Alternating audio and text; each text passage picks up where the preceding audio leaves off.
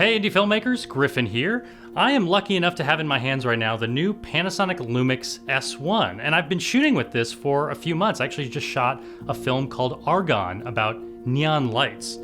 And the first thing I noticed about shooting with this big new sensor is the ISO performance. I'm used to, on the GH5, maxing out at around ISO 1600. I'm comfortable there. With the S1, I can shoot at like ISO 10,000 and it looks really nice and clean. So today I'm going to perform an ISO test between the GH5, GH5S, and S1 to find out what is their usable ISO range.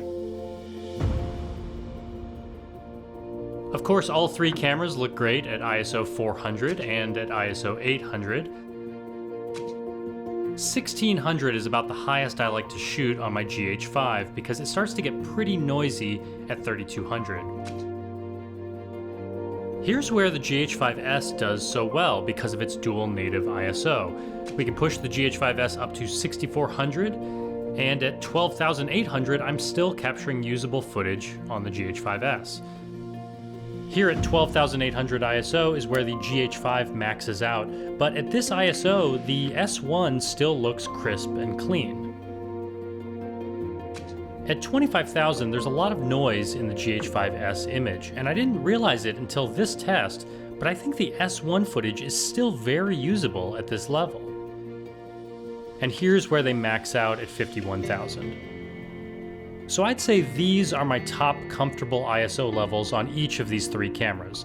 The GH5S gives me 3 extra stops over the GH5, and the S1 gives me an additional stop above that. But even beyond usable noise levels, the full-frame sensor on the S1 is also a sharper picture.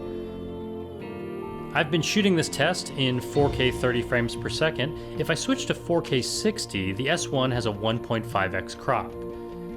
The image still looks great at ISO 400 or 6400 ISO. By the time I get to 25,000, the image is noticeably muddier than the full-frame 4K 30 footage. This ISO test was helpful for me to figure out which projects might call for one camera over the other.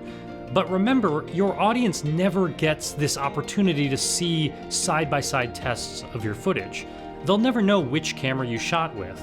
So don't get too hung up on noise. Story is what your audience cares about. Thank you for watching. Let me know in the comments what questions you might have about the new Lumix S1, and I'll try to figure it out for you.